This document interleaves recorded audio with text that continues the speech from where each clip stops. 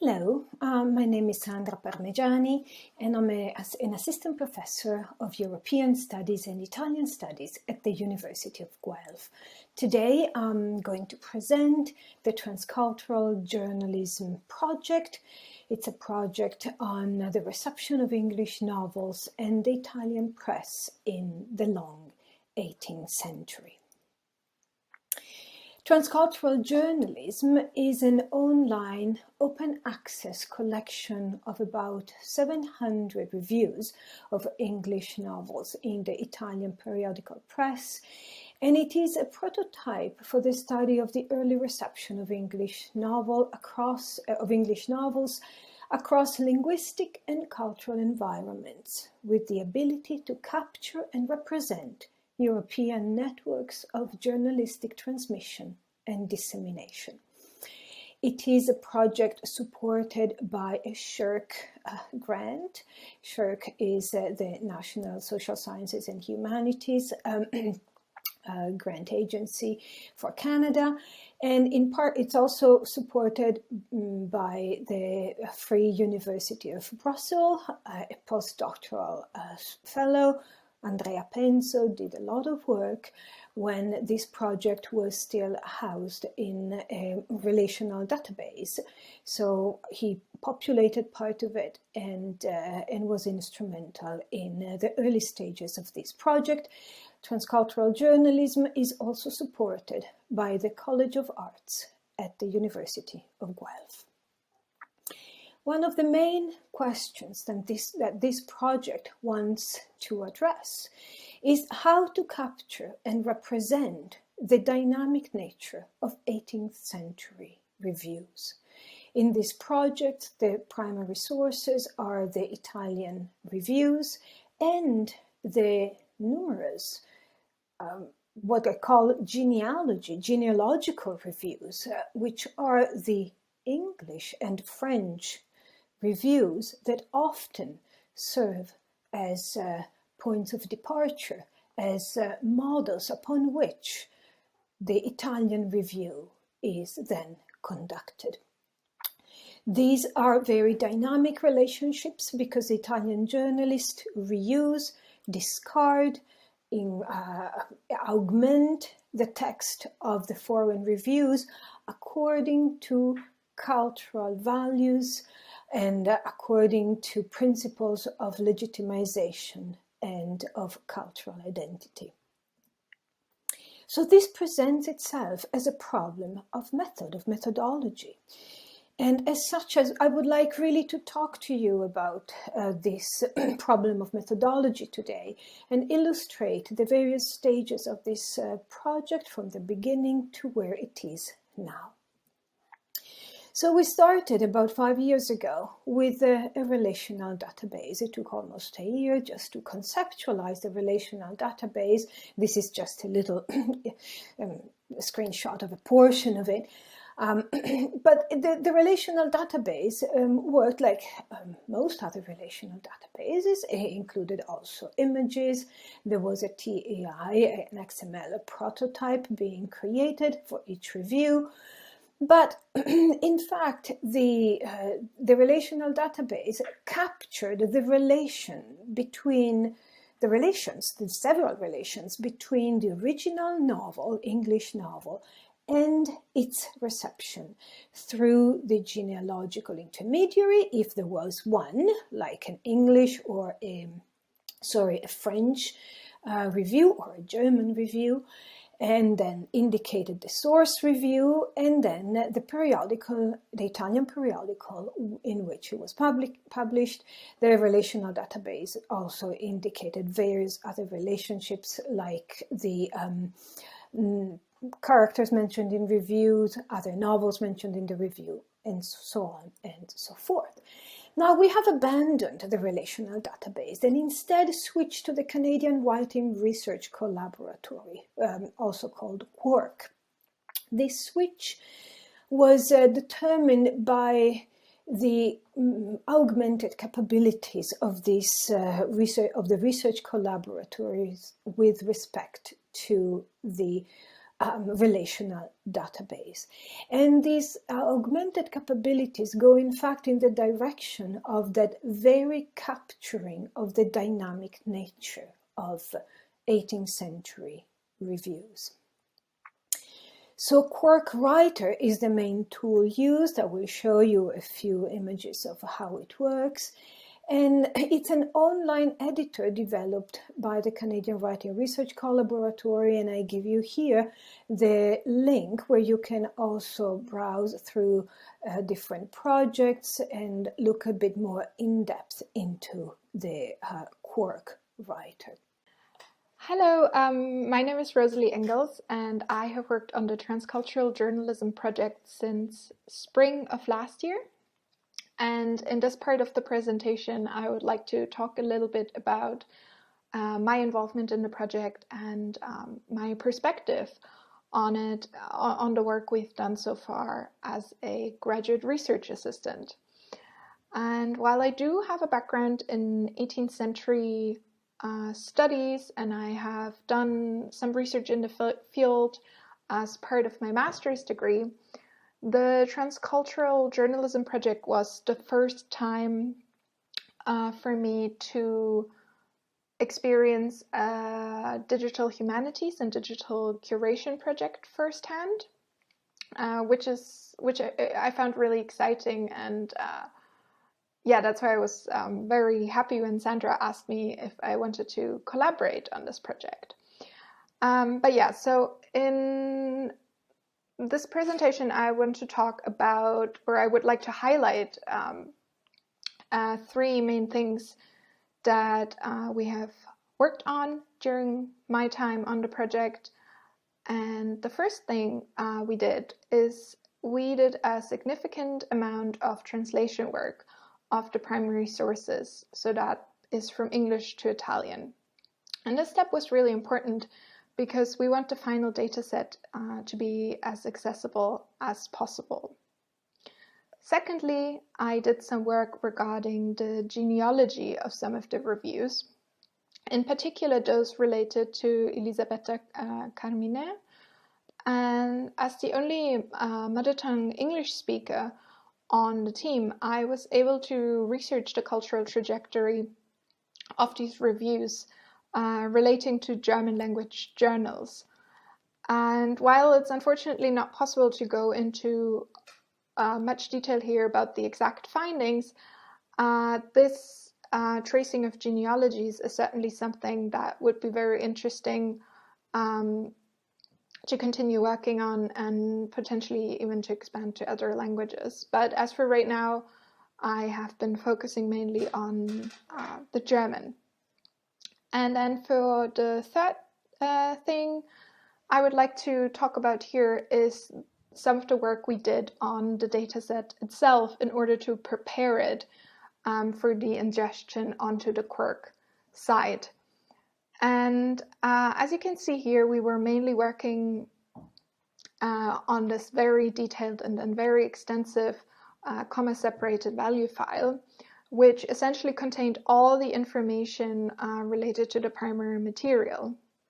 So in the CSV file, each row signifies a different entry or a different source, while each column contains specific information about the source itself. So things like the title of the review, the text, the translation of the text, the title of the novel that is mentioned, the author's name, both for the periodical author and the author of the novel, and many other things. And a very important thing we spent a lot of time doing was to populate this CSV file with unique identifiers, mainly so-called virtual international authority file identifiers, or they're also sometimes called VF identifiers. And I put two examples up here to show what these identifiers look like. We did this for all the novels, the novel authors, the periodicals, and the periodical authors. And the way VFWorks is that it combines the bibliographical data files of different international participating institutions. So those would be mainly different libraries. You can see the different countries here, into a single name authority service. In this case, for Samuel Richardson, so an author. And this is obviously very convenient for us, and we spent a lot of time linking the respective VFs to the novels, the periodicals, as in this example, and the different authors in our CSV file as a means of preparing the file for the ingestion onto the Quirk side. And yeah, this is where I'll pass the virtual microphone back to Sandra, who will talk more about the site itself and its features such as Quirk Writer. So this is an image of the Quirk Writer. By now, you have already heard Rosalie Engels, who has illustrated to us how we switched from the relational database to Quirk Writer. And you know about the VIAF, the identifier. So this is an image that shows, let me just move myself so we can see this better. This is a typical page, so to say, for Quirk Writers. And basically, Quirk Writer has three, the part of the screen is divided in three sections. We have the markup, the entities, and nerve.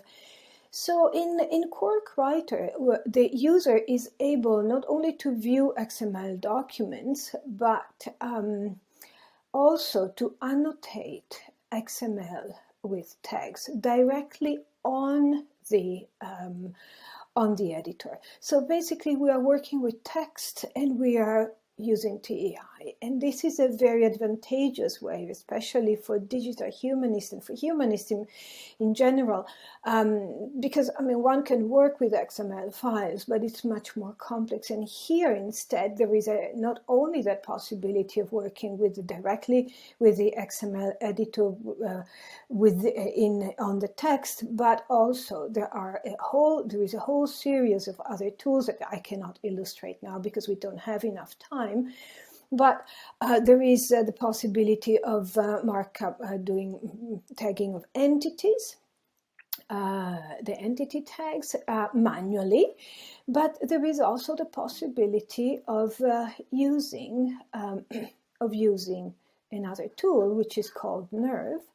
And Nerve is a tool integrated in Quirk called Name Entity Relationship and Vetting Environment. And with Nerve, it's very straightforward to look up and add uniform resources identifiers to new or pre-existing entities. So this speeds up. One can group the Nerve identities to eliminate them, edit them. And this is a very good tool to work on multiple chapters of a text or on multiple texts which form a larger collection. The Quirk Writer also has embedded in it the visualization, the image viewer. So this is an example of a review of an English novel, which has been imported and it's being edited with the XML editor in Quirk, but there is also a whole set of images that accompany the text, and so one can also then mark up the text. For example, if there is a portion of this we can have also multiple images, and next to the Italian image, the image of the text in Italian, there can be an image of the French intermediary, of the Journal Encyclopédique, and then we can tag and show the variation on the original text that have happened in the Italian review. So these are all tools that come very handy for this type of identification and study of the dynamic nature of reviews. Another tool that is at our disposal in Quark is a dynamic table of contexts. It's another reading environment that is also combined with Quark and its reading panes, and this the combination happens between the Quark reading pane and a table of content, which is semantic. And also indexing the content. So this is just a visualization. It's not one of my reviews because I have not yet started this part of the project. The ingestion into Quark happened only a couple of months ago, so this is ongoing. And the dynamic table of context, though,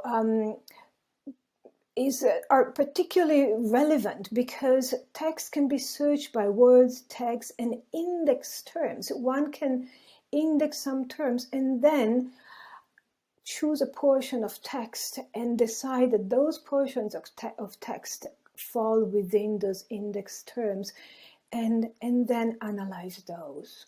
And that's, again, if you realize, it goes very much in the direction of that comparative analysis of European reviews, which reveal the cultural idiosyncrasies and cultural development of taste, of values, and of literary modes of production.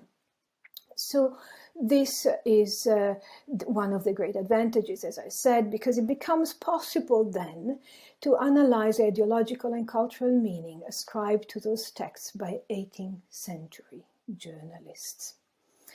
One other things that this project will benefit from is the fact of being included into the linked infrastructure for networked cultural scholarship, which takes basically links data sets, research data sets on cultural identities and cultural heritage, and makes them accessible as linked open data. This is a project which is Canadian, but linked open data doesn't have any border, and so it will benefit the possibility of linking this project to other similar projects elsewhere, already happening, or maybe just at the initial stage. So to sum up, transcultural journalism is a full project, but it's also thought as a prototype that once fully developed would like to serve as an infrastructure for other reception studies of the novel in the long 18th century periodical press. And therefore it welcomes collaboration on current and future projects. I give you the website for the URL for the Quark project on transcultural journalism. Please realize that it's in very early stages. All the material, all the texts are in there, but they need still quite a bit of curation. I hope that this will be concluded by the summer of 2022. And then there is also my email and my personal website. So thank you very much for giving me the opportunity to talk about transcultural journalism. I would have loved to be in a room with all of you and discuss this, but this is the second best thing. So thanks again, and I look forward to our conference.